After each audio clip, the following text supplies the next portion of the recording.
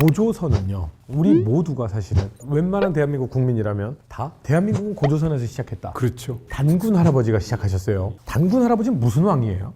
이제 단군이라는 이름이 무슨 뜻일까에 대해서 우리가 한번 짚고 넘어가야 되는데요. 사실은 단군 기록이 두 종류가 있습니다. 잘 알고 계신 그 삼국유사에 곰과 범이 사람이 되길 원해서 환웅이 사실 마늘로 잘못 번역됐는데 그건 아니고요. 달래, 봄철에 나오는 매콤한 그 나물 있지 않습니까? 또는 그 요새 이제 많이 얘기하는 그 산마늘이라고 해서 명이나물. 명이나물. 예, 그게 최세진 훈봉제에 보면은 마늘산자가 있어요. 그래서 마늘산자에 대해서 세 가지가 나오는데요. 마늘산, 그 다음에 그 달래산, 그리고 쪽지산 해가지고서 세 가지를 부르는 우리의 명칭이다. 그러니까 우리가 다양한 그 식물 명칭이 있는데 비슷한 효능을 갖거나 어떤 성격이 있는 것들을 하나의 한자로 통칭해서 썼더라고요. 근데 이게 왜 그런가 봤더니 시대적으로 원래 고유한 그 식물이 있고 나중에 외래종으로 들어온 게 있어요. 그래서 일단 마늘부터 말씀을 드리면 그 마늘은 원래 페르시아 지역.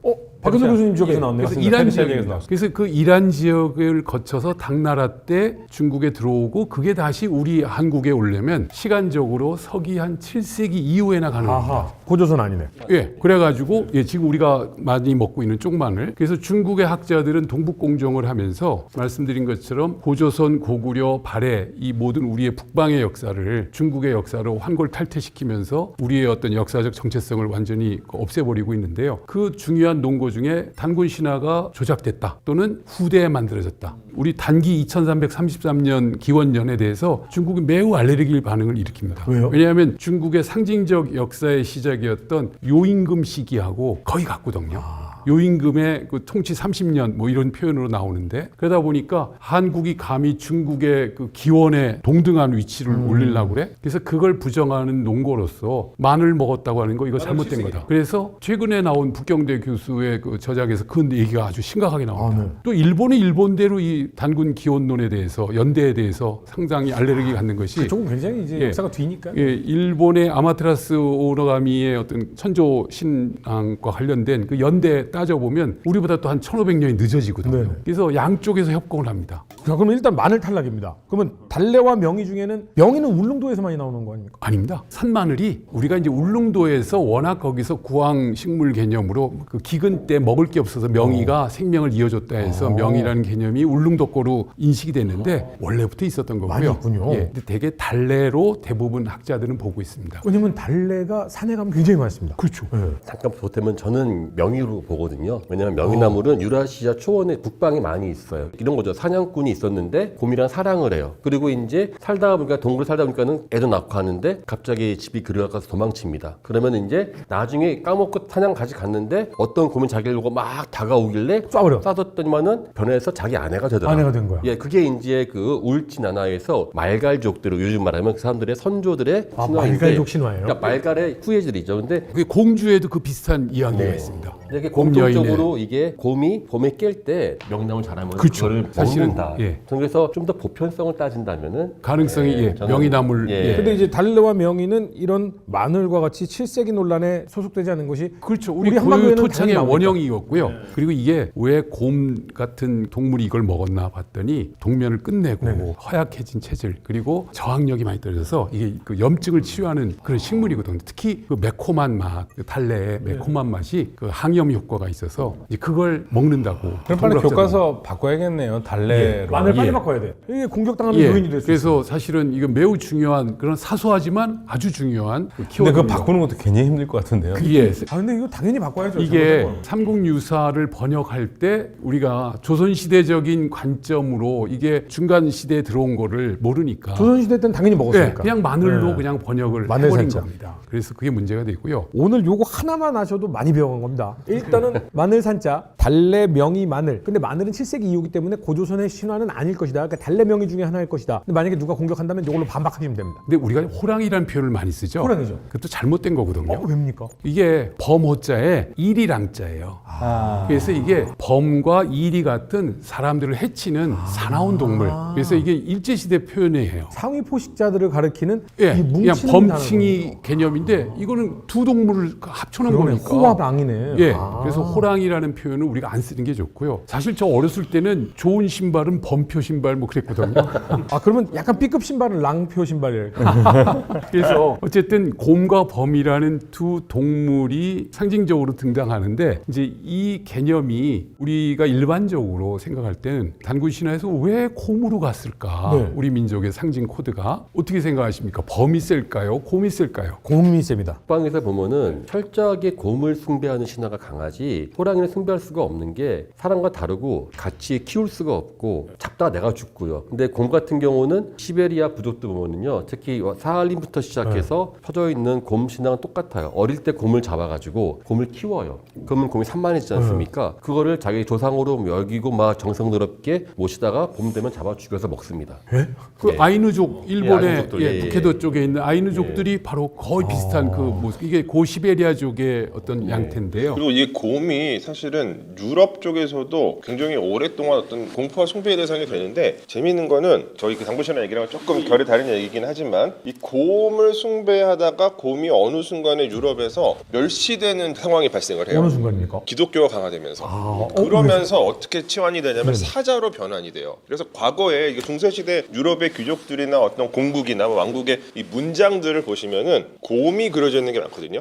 그러다가 이게 어느 순간부터 사자가 더 유행을 하게 돼요. 그러니까 왜 그러냐면, 그러니까 이 곰은 기독교 이전부터 유럽에서 어떤 이제 그 신앙 체계로 존재하던 대상이었는데, 기독교가 강화되면서 얘가 이제 곰만 신격화가 숭배하니까, 되니까. 그러니까 이제 기독교 교회에서는 곰을 약간 이제 악마화하고 곰을 약간 멸시하는 어떤 담론들이 생겨나요. 근데 그래서 곰은 되게 탐욕스럽고 멍청하고, 사실 멍청하지 않죠. 굉장히 곰은 똑똑합니다. 엄청나게 영리한 동물이죠. 그런데 그렇게 해가지고 그러니까 탐욕스러운 동물로 이제 그리면서 곰은 막 꿀을 갖다가 막 계속 먹고, 그래서 꿀 먹다가 삼정에 빠지고 이런 일화들이 생겨나요. 그 인식이 프로 진화가 된 거예요. 그렇죠. 근데 그게 현대화되면서 부정적 요소는 빠지고 귀여운 것만 희화화만. 남겨진 게 이제 위니 더 푸가 되는 거죠. 근데 유럽에는 사자가 없어요. 그러네요. 그렇기 때문에 기독교인들은 사자를 사용하기가 훨씬 쉬웠던 거죠. 사자는 긍정적인 요소, 어떤 용감하고 아주 라이언. 강력한. 근데 이제 범 숭배 신앙이 동해라고 우리 예전에 보면 고구려에 옥저 동해, 상납하던 예, 그 동해에서 호신 숭배하는 기록은 잠깐 있긴 있어요. 사실 그게 이제 오히려 후대에 가면 우리의 산신이 범으로 나타나지 않습니까? 그래서 이제 그 개념은 좀 후대적인 개념하고의 변환인데, 그래서 결국은 곰과 범의 의미는 우리에게 다 신격화된 존재였는데, 하필이면 왜 곰이 그러니까 범신과 예. 곰신이 있는데 왜 곰일까요? 왜 곰일까요? 그래서 곰이 갖고 있는 특별한 능력을 우리 조상님들은 우리의 표상으로 삼았던 것 같아요. 겨울잠? 이렇게 쉽게 얘기하시면 안 되는데 좀 몰라야 아니, 되는데. 왜냐면 범은 겨울잠 잔다는 얘기를 못 들어봤는데 자, 곰은 예, 자잖아요. 지금 그 현상적으로 말씀드리면 곰이 가을에 먹이 많이 먹고 이제 어느 순간에 동굴 같은 데로 들어갔어요. 하루가 지나고 일주일이 지나고 한 달이 지나고 안 나와요. 안 나와. 그럼 어떻게 생각할까요?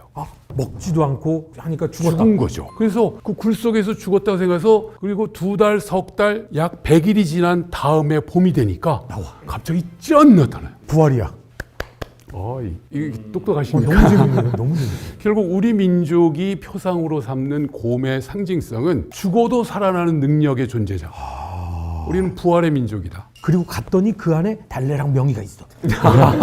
그리고 이제 곰이 나와서 먹는 음식이 그 말 그대로 봄에 나는 쑥, 그 다음에 달래, 명이, 이런 것들을 먹어서 치유하고, 그리고 사람처럼 걸어다녀서 이 고시베리아부터 이 곰은 숲속의 사람이라는 그런 인식이 있거든요. 그 곰은 이게 두발 이족 보행도 맞아, 맞아. 하잖아요. 맞아요. 그리고 이거는 이제 제 그냥 생각인데, 우리 이제 곰처럼 보이지만 곰을 털을 다 깎은 다음에 보잖아요. 네. 그러면 언뜻 보면은 사람처럼 보여요. 정말로. 그러니까 이 사진 한번 검색해 보시면 좋을 텐데, 진짜 그 털을 다 제거한 곰 사진이 있는데 사람처럼 보입니다. 그러니까 근데 이제 겨울잠을 자고 난 곰이 이제 나오는 모습도 보시면은 굉장히 이제 여위어 있거든요. 그러니까 그 모습도 언뜻 보면 사람처럼 보여서 또 그렇게 신화가 만들어질 수도 오늘 있겠다. 분위기 완전히 두산 베어스인데요.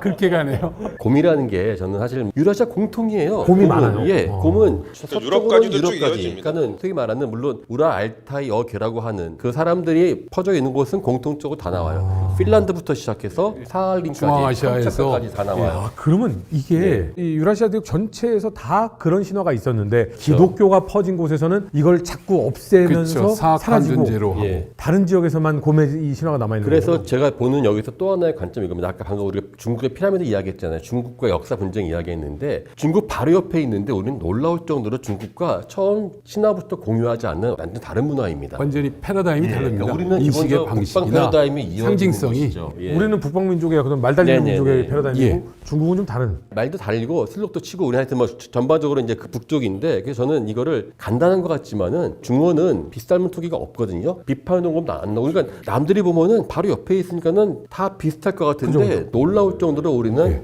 구석 완전히 지점부터 다른 달라요. 예. 어쨌든 우리가 세칭이 얘기하는 만주 한반도 우리의 역사 공간을 우리는 자꾸 한반도라는 표현으로 어떤 제한시키고 있는데요. 제가 안타까운 것은 역사를 설명하는 분들이 그 TV 화면이나 뭐 칠판에 그릴 때 보면 우리나라는 무슨 섬처럼 압록강, 두만강 그리고 이렇게 그리는데 네, 맞아요. 이건 조그만 개울이에요. 아, 잘못된 저 거. 하류나 좀 넓고 깊죠. 사실 우리 민족의 기본적 무대는 우리가 세칭이 얘기하는 만주 땅과 한반도라는 이 두 공간의 결합체로서 우리의 진정한 가치가 있지. 근데 한반도에 기본을 들어보니까 제한하는 더 그러네요. 그러니까 이 맞습니다. 건국 신화부터 해서 고조선, 기본을 고구려, 들어보니까. 발해 5,000년 역사 중에 4,000년 역사 무대가 만주와 한반도거든요. 이게 지금 이 우리의 기본의 그 이야기가 사실은 공유하고 있는 것이 만주 몽골 위쪽에 유라시아 그 벌판까지 다 포함하는 비슷한 문화권이라는 그래서 거예요. 우리 강 교수님이 지금 말씀하셨듯이 알타이 언어 문화권을 보면 일본, 한국, 만주어, 몽골어, 카자흐스탄, 우즈베키스탄, 마지막 핀란드까지, 터키까지도 연결되는 그 유라시아 그 알타이 언어 제어의 그 무대가 하나의 어떤 문화 공동체, 언어 공동체로서의 틀을 이제 그려놓고 있는 거죠. 오늘 너무 재밌어. 너무 재밌어.